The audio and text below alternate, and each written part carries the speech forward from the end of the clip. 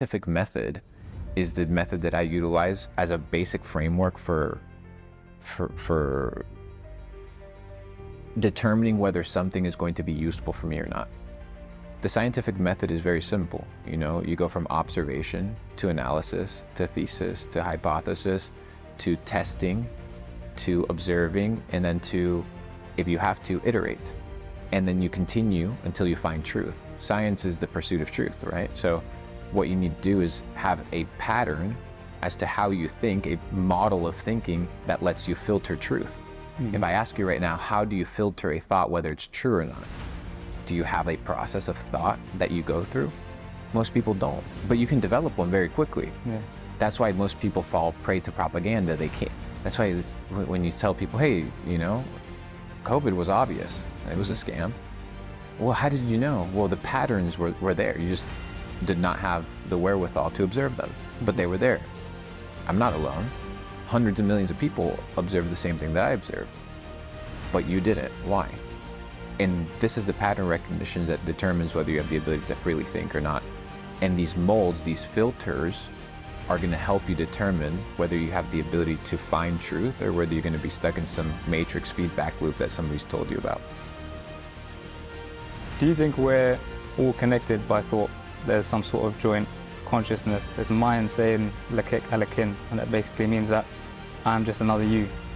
I mean, once again, if we're receivers of information and we're operating off of a frequency, you can vibe with somebody by being in the same frequency state. That's why when two people smoke a joint, they can hang out together because they're in the same vibe. That's pretty much the most basic example for the average person to understand.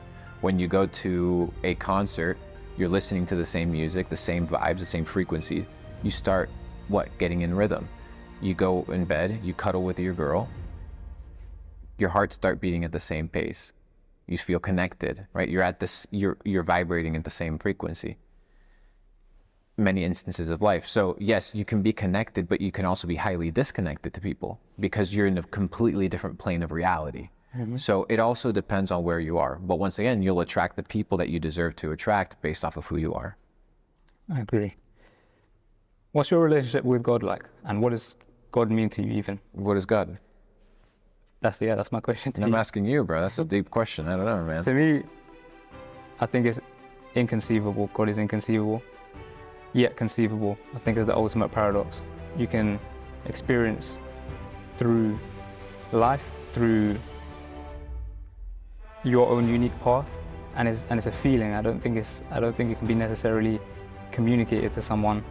If you take a very devout, let's say Christian or Muslim, and an atheist, the way they try and communicate that message of God to the atheist, it just won't resonate with them until they have the experience of feeling themselves. So what's your question? What's God to you, and what's your relationship with a creator? I mean, you know, when you ask for wisdom, why do you ask for wisdom? You ask for wisdom to find truth. I mean, at the end of the day, we're all looking for truth. We're all looking for answers. What is true? What is not true? So I would say the pursuit of truth is what's driving me now to find who God is.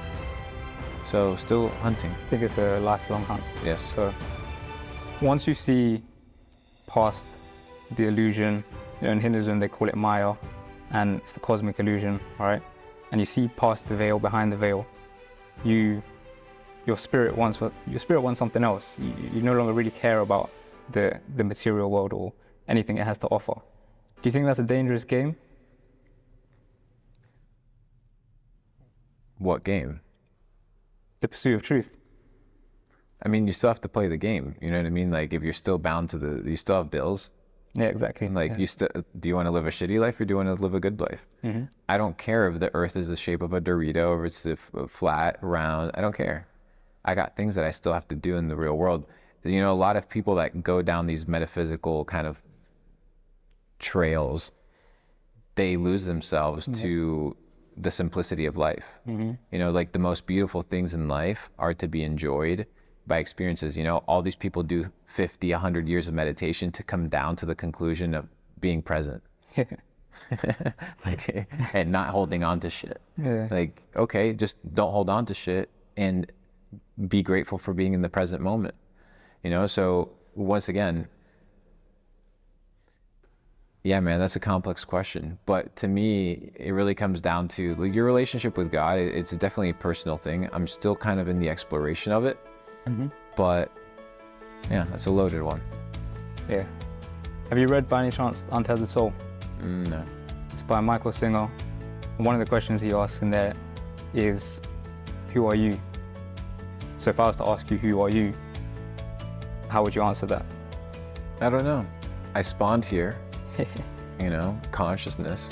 I'm playing this video game. It looks like fucking Call of Duty. It looks real. Yeah. You know, I took a mushroom trip once and I kind of like disconnected from my body and I'm like, whoa, this thing's weird. What was that like? Weird. Have you done mushrooms? No, You should. not opposed. There you go. Not Okay, why good. not? Anyways, so, you know, you spawn here, you're trying to figure shit out, you're trying to figure life out.